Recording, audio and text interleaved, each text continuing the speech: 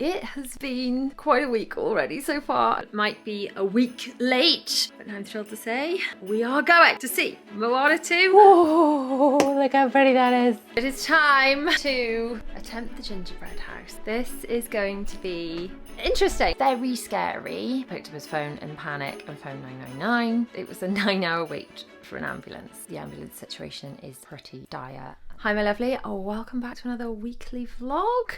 It has been quite a week already so far. I'm going to share everything that's been going on with you. We've had a bit of a scare and I will explain all of that in a second, but first of all, let's just sit down and have a little chat. There you go, you're comfy there. If you are new around here, hi, I am Rhiannon Morgan, but everyone calls me Rhi. Welcome to the channel. It is December, and on the 1st of December, we had our little elf show up and come back to our house and bring the children some advent calendars. So let's just skip back, take a look at that, and then I'll explain to you what's been going on.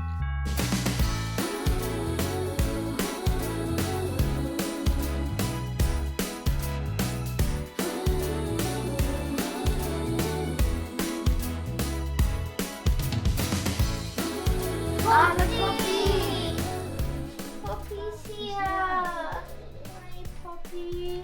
I think she left us advent calendars. What's these down here? Advent calendar.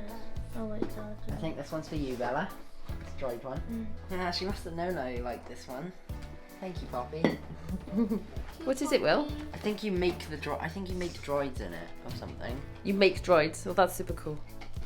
What have you got, Bells? It includes 4 necklaces, 6 hairbands, 4 wristbands. And Poppy's brought back your book advent calendar. Yay! Yay! Because she takes that away, doesn't she? Yeah.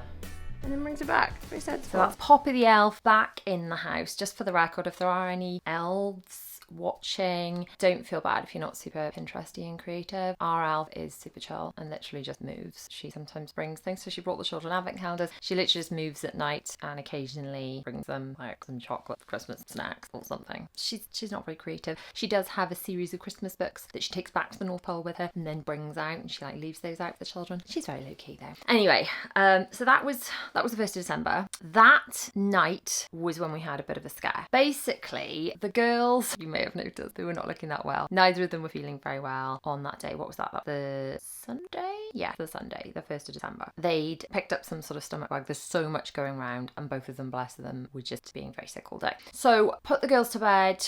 We all went to sleep on Sunday night, and then Bella was standing over me saying, "Mummy, I don't feel well." Probably about 11:30, but I'd already fallen asleep. I thought she meant I'm about to be sick. So I'm kind of like, "Come on, into the bathroom. And she was kind of sort of collapsing to her knees. I was like, "Come on, darling, into the bathroom. Let's, at least try and be sick on the toilet floor." Because she didn't have a bin or anything with her, because I'd given them plastic bins to be sick into. Anyway, she's got her into the bathroom and she just seemed not right. Now, obviously she wasn't well because she'd been being sick and she'd just woken up. She seemed a bit disorientated. And for a second I thought, is she sleepwalking? Is she not? She didn't seem to be responding to me. And our eldest did used to sleepwalk. He would sometimes walk into our room, talk all sorts of rubbish, and then go back to bed and have no recollection of it at all. So I wondered, was it that? But then I noticed her pupils went absolutely massive and she sort of zoned right out, and it was pretty scary because I thought she's not responding. Then she went all floppy and I was like, oh my goodness, what's going on? And then she kind of came round a little bit and she was talking and she wanted to go to the toilet, and we were in the bathroom, and then it kind of happened again. You would have thought fainting is like eyes closed, but she was eyes very much, very, very wide pupils. So I called my husband, who picked up his phone in panic and phoned 999. On the phone, obviously they checked, were they breathing and all that sort of stuff. And she'd kind of come round again and she was breathing, thank goodness. And long story short, it was a 9-hour wait for an ambulance. So they were like, look, there's just no one we can send, which is kind of terrifying in itself. So we had choices. We came off the phone from 999. We went on to 111, which is the out of hours doctor service if you're here in the UK. 111 is kind of like trying to get through to someone in a semi-emergency, and 999 is the equivalent of like 911 in America. And again, we just weren't getting very far with getting any sense out of anyone. So we were on the phone for quite a long time to these two people. 999 phoned back and they wanted to check on her and they couldn't send anyone. And during all this time passing, she was kind of improving. Obviously, we phoned 999 because I didn't know how it was going to progress from there. I'd come to the conclusion in my, like, I'm not a doctor, but based on experiences I've had with the other children, that I thought it was a fever-related absent seizure. So febrile convulsion, 2 of my other children have suffered with. So Will had them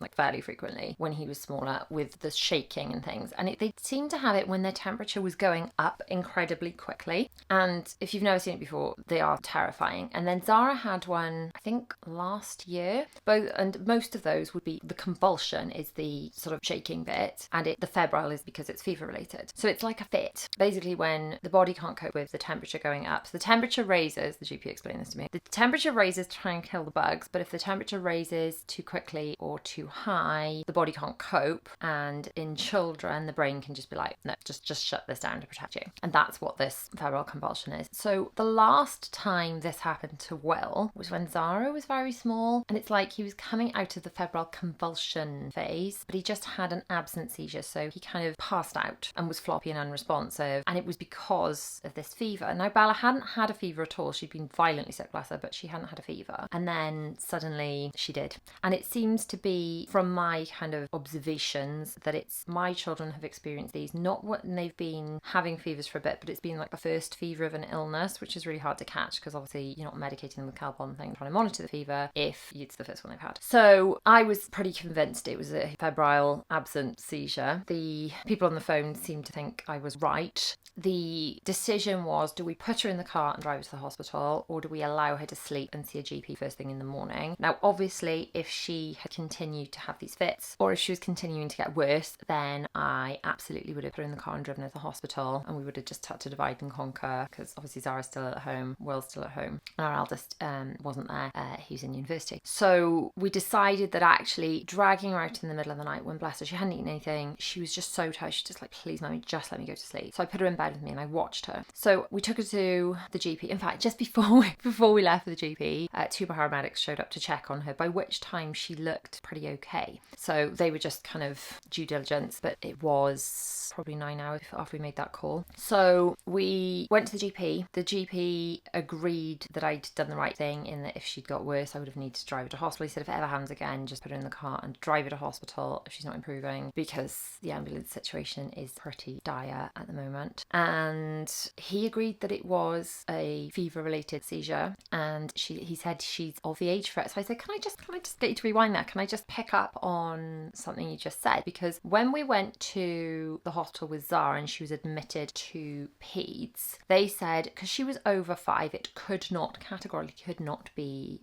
a febrile convulsion, and they had to refer her to a seizure clinic. So then when we went to this seizure clinic and I told this whole story, they basically rolled their eyes and groaned. It's like, oh, the body does not know it can't hold time. But this GP seemed to think that right up until puberty, then this can happen because the immune system is not fully developed. So I don't know, that's the very conflicting information I've had from different doctors, but luckily she then just improved massively. So that was Monday. She went to the GP. Both of the girls were eating small amounts by Monday night, and by Tuesday they still had to stay off school because of the 48 hours you've got to keep them off after they were last thrown up, just to prevent spread of infection, but they were now going to get back to school. So it was very scary. It was scary because, I mean, just because stuff like this is scary, but it was scary also because it's like, she's so old, as in she's nearly 10, and this has never happened before, so is it fever related? I think with hindsight it was fever related. I think that GP was right. Obviously I'm not a doctor, please look into this stuff yourself, and if your children are unwell at all,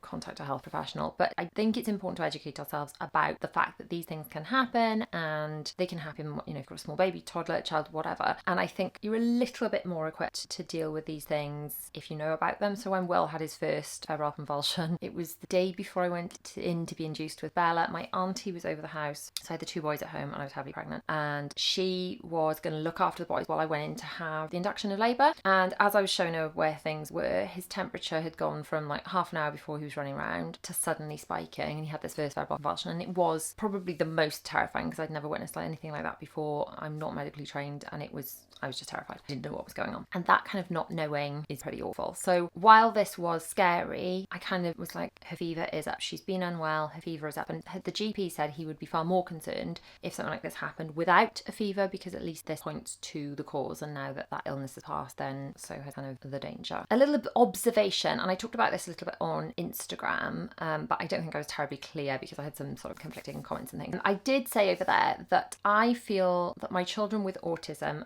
have a funny relationship with temperature generally. Now, I didn't mean specifically that children with autism are more prone to fits, because I don't necessarily know if that's true, but what I did mean was that I always feel that my children are kind of hot when other people are cold, or cold when other people are hot, sort of a funny relationship with their own, regulating their own body temperature on a normal day. So then I feel that when they get ill, their temperatures, and this might just be a genetic, totally unrelated to autism thing that my children have, because obviously they are all my children, so they would all have the same genetic stuff, even taking the autism out of it. But they seem to run much hotter than your average child when they're having a fever. So when Zara was ill last year, her temperatures were 40 and 41 for about a week. And that was really scary, obviously, because those are crazy high numbers. But then the GP did also say that a high temperature for a child may not even bother them as much. Whereas if an adult's got a temperature of 38, they're feeling absolutely dog rough. Just kind of like putting it out there, really. Just taking fevers and things out of it. Do your children with autism have this kind of funny relationship with regulating their own temperature? And when they are ill, would you say they run even hotter than you would expect? Just out of curiosity, really, to kind of spark that conversation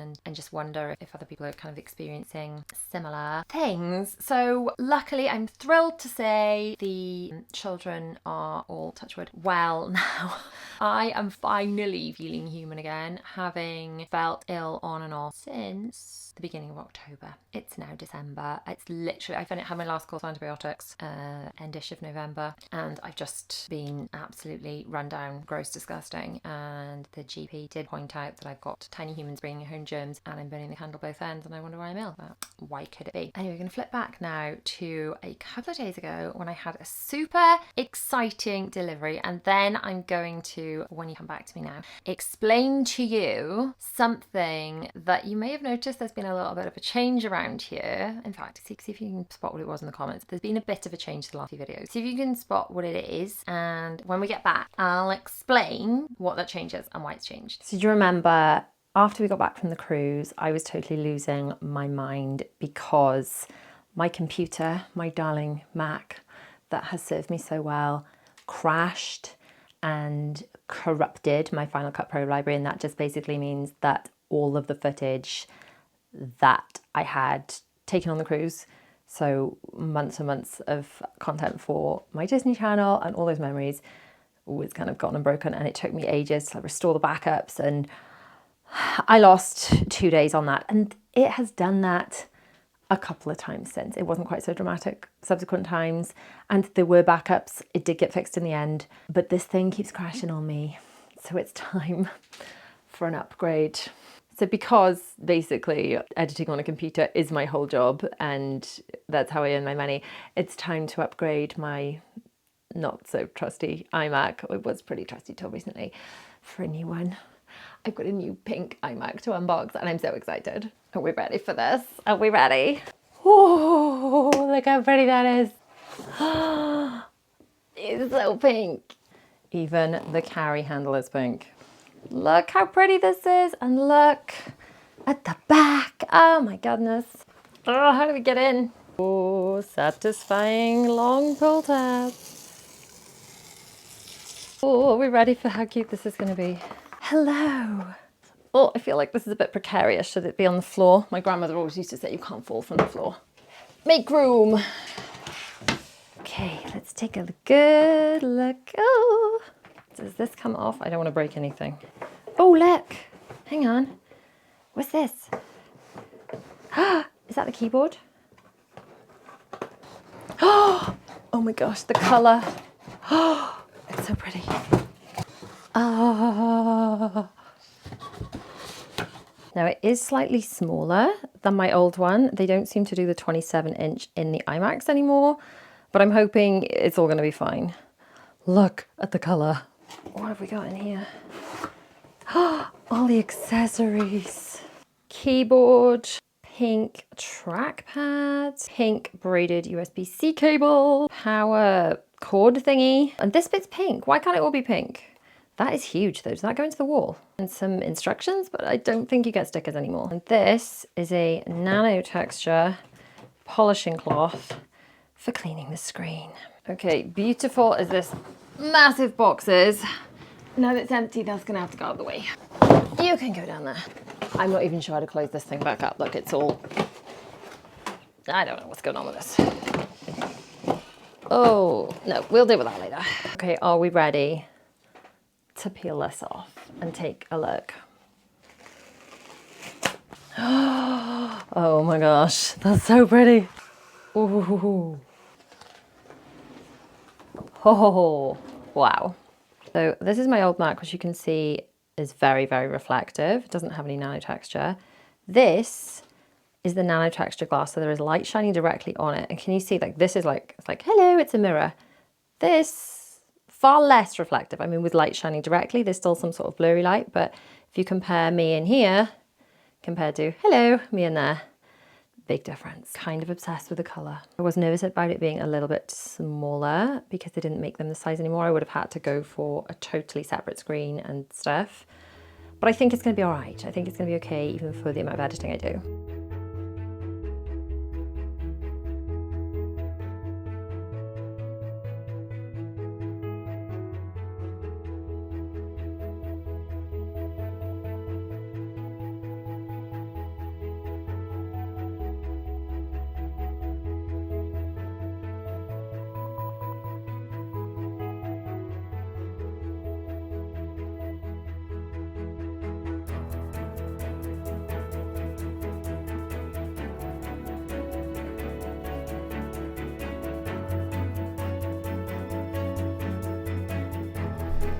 My beautiful Mac, look at it, it's so pretty. Still haven't fully cleared that one. That's going to be returned to, I'll put you guys back down. That one, the big one's going to be returned to Apple, but I just kind of need to make sure I copied absolutely everything across. I didn't do the thing where I kind of restored it from a backup because my old Mac has been crashing and all sorts. I know I could have just plugged in, I've got like a time machine which backs up the whole computer. I could have just gone copy it all across, but I didn't want to copy across any dodgy programs or that kind of thing, you know, any Mac from the old one. So I set it up clean. I'm just making sure I've got everything on the old one, as in settings and things, funny tweaky things. So I'm just editing and things for a couple of days on my new one, which I am loving. It's amazing. But making sure that I haven't missed anything before I wipe and send the old one back to Apple for a trade-in. Anyway, did you notice, or have you noticed, I know some of you noticed in the comments, that I have been introducing myself in a slightly different way at the beginning of my videos. So everyone calls me Ree and has done pretty much since secondary school, I suppose. I always used to introduce myself as Rhiannon and everyone calls me Ree.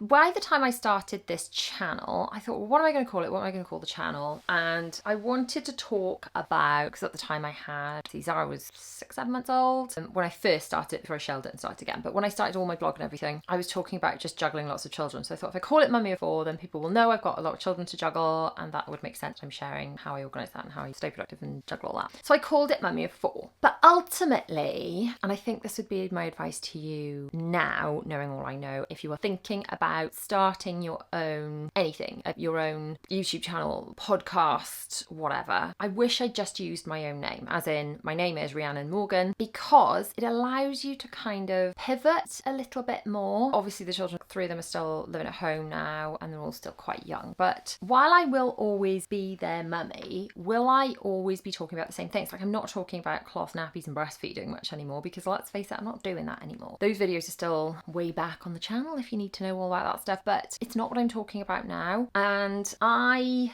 have started writing a book. Oh gosh, I wasn't going to share that yet. Maybe I'll edit that bit out. I don't know. I have started writing a book, and I've realised that I don't really have much of my own identity. I've got this kind of this Mummy of 4. Some people know me as Ree Mummy of 4, but if I write a book and put my actual name on it, no one's going to know who it is. So I don't want to just change the whole identity of the channel, take away the Mummy of 4 and just change it to my name, because I think some people who were looking for me as in Mummy of 4 won't be able to find me. But I think I'm going to sort of merge it and do like Rhiannon Morgan Mummy of 4, and then hopefully most people will be able to find me. Everyone still calls me Rhi. I think I've been introducing myself as I'm Rhiannon Morgan, everyone calls me Rhi. And that's cool. If you bump into me in theme parks or whatever, then by all means call me Rhi. You don't need to call me by my full name. But I just thought it's a little bit about having my own identity. I think that part of this Mummy of 4 is like when we become mothers, so many of us, me included, kind of lose our identity a little bit, and we kind of get lost in just being someone's mum rather than being anything for ourselves. And I'm realizing that time is flying by, and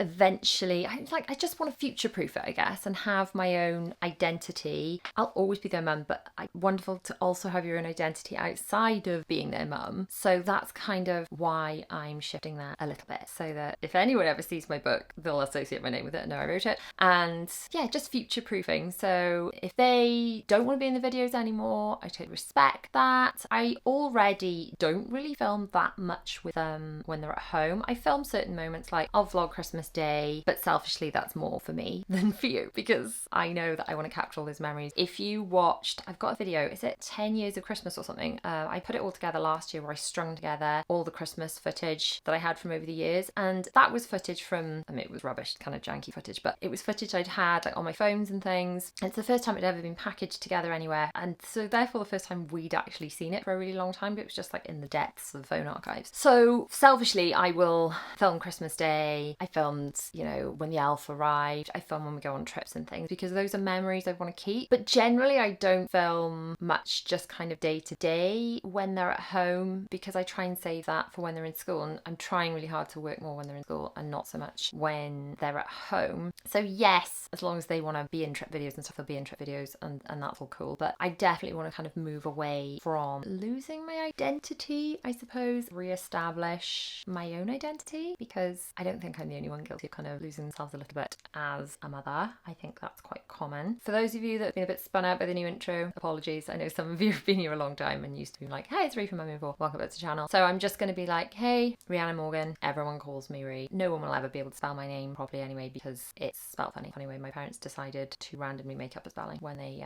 named me, which has been just largely unhelpful when trying to spell my name to people on the phone, especially if they live outside of Wales. That's why that little change has come about. That makes a bit of sense, I hope so. Anyway, I am now going to do some work. I'm going to raise up my sit-stand desk, because I'm well enough to do this again. I have been so poorly that I've not even been walking and working at my desk, and it's like I'm back. Incidentally, actually, sorry, you can hear the whirring now. I'm quite enjoying having this computer in the middle, because I am right-handed, so it makes sense to have like this bit. So I did used to always have the computer in the corner, and I kind of point my walking pad into the corner. But I'm going to be trying it out this way, and then I'll just have my laptop in the corner as like an extra screen. Yeah, just kind of trying things out. Anyway, desk is finished going up, so I'm going to get out my walking pad, do a little bit of walking and working, because I'm finally feeling healthy enough to do that again. And when I was feeling ill, I was like, should I push myself? But actually no, pushing yourself when you're ill makes you worse. Anyway, enough chit chat, I'm going to get on with that.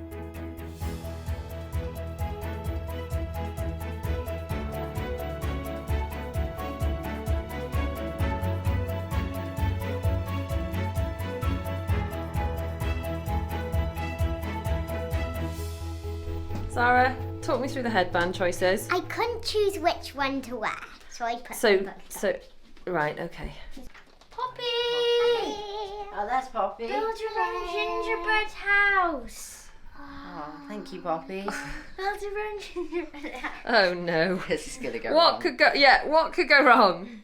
What could go I wrong? don't know, us putting it together right. Ah. No, Sorry, we're probably Poppy. going to end up making a roller If you want coaster to know out of why it. I'm wearing these, it's because I couldn't choose which one to wear. I see. This is a really good choice. More is more. So I Mummy's not a very crafty mummy, so I you am. guys, I'm you're pretty crafty. Will it look like that, No. or will it look Yes. like the house in the Wizard of Oz after it lands in Oz? It will look like that.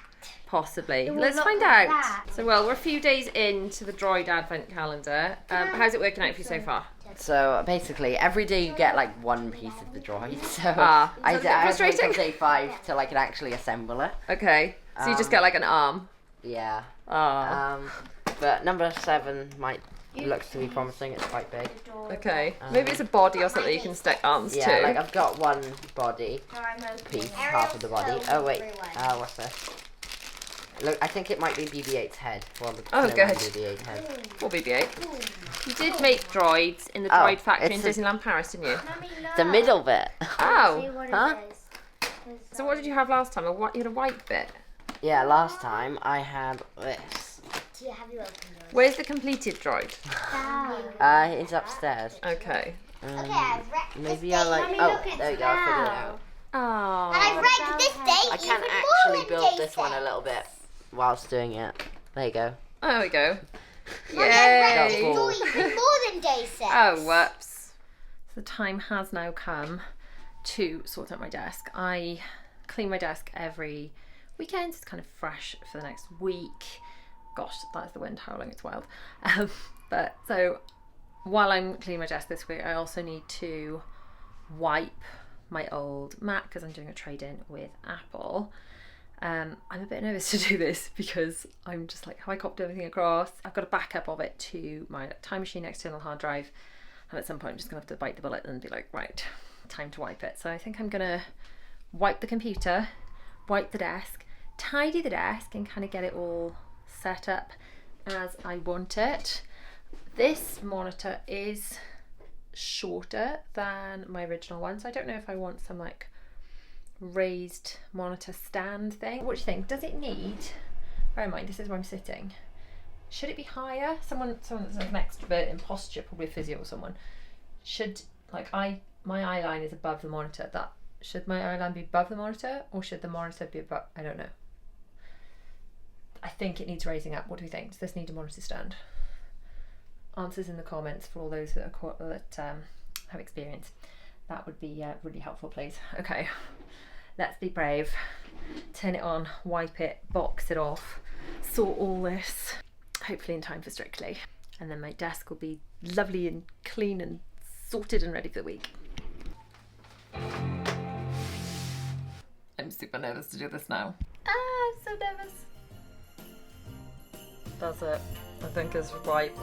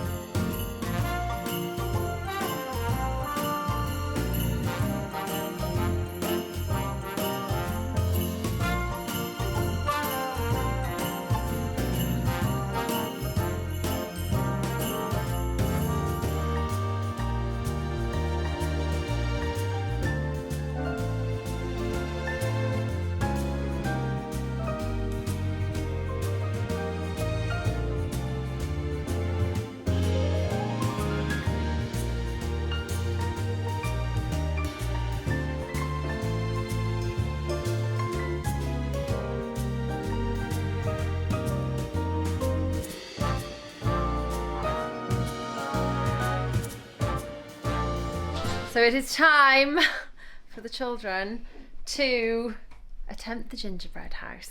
This is going to be interesting. William, you've nominated yourself architect. Yes, I will making build sure the it's house. structurally sound. Bella, Icing. and Zara, Toppings. so Yummy finishing toppings. touches. What could go wrong? While the snow is gently falling, we keep busy until late. 'Cause tomorrow keeps on calling, and the red man will not wait. So we better get to move on. Let's bring on the evergreens. Keep the chimney clean, you know what I mean. 'Cause tomorrow is the day. I can hear the sleigh bells ringing, how they're headed for our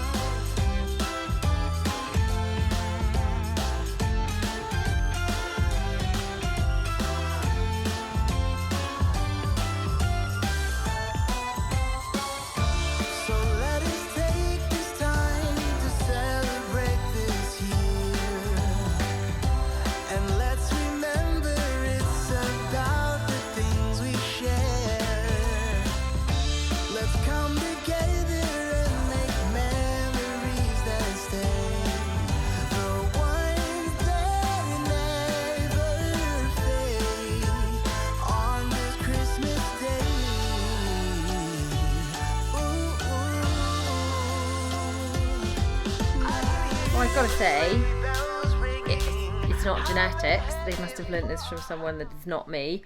My children are incredibly talented. Look at this. Like, seriously, this is how it's supposed to look. And this is how it looks. Kids, I'm absolutely blown away by your talents. Honestly. I don't know if it would stand without the stand, though. It does. I mean, I didn't realise it was going to come with a stand. I was really confused as to how it was going to stand up. But the little kit came with like a plastic tray. So apparently Poppy the Elf got this from Marks and Spencer, if you want to see if they have any left in stock. How easy was it, kids? It was quite hard. It was a bit difficult. I mean, we only just had enough icing to do what we've done, and we missed out there was a couple lot bits, that's like come out on the table. Yeah. But there wasn't exactly like extra icing. No. Just beware. I'm don't waste just it. absolutely amazed at the detail, how well, and largely, other than one or two hiccups, brilliant teamwork too. Was it fun? Yeah, it was very fun. I think the lesson we learnt was, I think sometimes perfectionism can be a bit of a problem, can't it? We can get a bit stressed. Like, I'm just like, just do it. It's just... You like everything to be so perfect, don't you? So perfect, I know. Perfect. And to be honest, it's just beautiful. And if some of the bits are a bit, like the snow's a bit wonky or whatever, I doesn't just want matter. it to look nice. It does look very nice. The question is now, are you going to take the bits and eat it? I want to eat the jelly tots.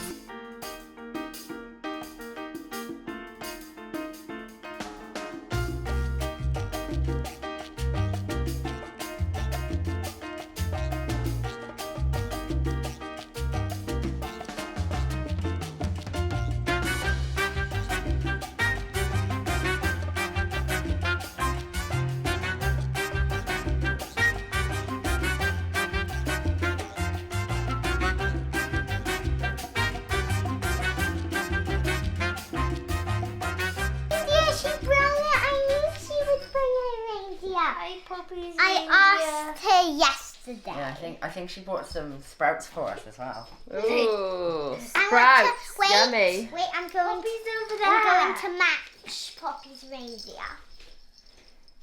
Very cool. Poppy, thank you for bringing your reindeer. I asked if she could. Well, it might be a week late because we were supposed to go last week and the girls, bless them, were really, really poorly. My husband went with Will, but now I'm thrilled to say everyone is healthy. Touch wood. Everyone is healthy and we are going to see Moana 2. William was given the option, does he want to go again? And he said yes, which I would say speaks volumes. Not seen it myself yet, but we will let you know what we think at the end of the film. My husband has declined to sit through it a second time, so take from that what you will as well. He's not quite so much of a Disney fan as the rest of us. The girls are wearing the flower crowns that they made in the Disney event that we went to in the little Moana station, which was beautiful. They'll probably take them off when we're actually watching the film, just so people behind them can see, but they want to wear those. Other than that, we are just wearing Christmas jumpers. They haven't got full-on Moana outfits. Although when we did go and see Wicked, they were more Wicked coded in what they were wearing. Who's excited to go see Moana 2?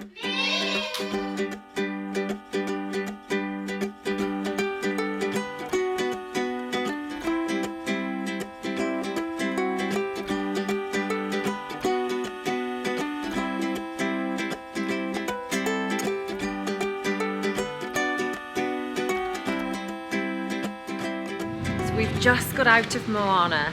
Initially, spoiler-free reaction, guys. What were your thoughts? It was really good. Yeah? What did you think? Well, The songs were decent, story overall was decent, but the references were next level. They just kept going. Like every second there was another reference. yes, absolutely. Spoiler-free, and then we'll go into spoilers. Yeah? I think it was really good. Excellent. And now here is your spoiler alert. One of my favourite references was, I am not a princess. Well, everyone thinks you are. Yeah. Like that one. What did you think more specifically? You can do spoilers now. They did I Am Moana again. They did include the I Am Moana bit in it, and they included the Away Away song at the end. Yeah. Other than that, it was all fresh new songs. Maui did another sort of a Maui rap, but it wasn't as quick. I actually thought the songs were good, but they probably weren't quite at the level of the first one. The thing is, Lin-Manuel Miranda didn't write these. They were good, pretty good. but I'm not But sounded sure like we had and How Far I'll Go equivalent. Zara, thoughts Okay, on it? my favourite character was Moana's little sister. Moana's little sister stole the show, I'm afraid, didn't she? She was really cute. She was so She cute. was like, and their relationship was like, every time they saw each other, they're like, big sis, little sis. It was so cute. yeah, and she's like me. She kinda was, yummy. she was, Oh, what if you don't make it fair? that's literally how she is every time I leave the house. I think the one that they were trying to make How Far I'll Go, like they were trying to make like the first one like How Far I'll Go. Yeah, what's I it think. called? See, I can't remember any of the names of the songs. What What Lies Beyond? Beyond was probably the closest to. Yeah, the Call That- to I think Adventure that, song. Now yeah. that I've watched it again, now that I've watched it again. Yeah. Because I watched it before. The Beyond, What Lies Beyond or something like that. That was the closest to the I think How that Far was I'll the Go. best song. That fits. Maybe Trihu second, Yeah.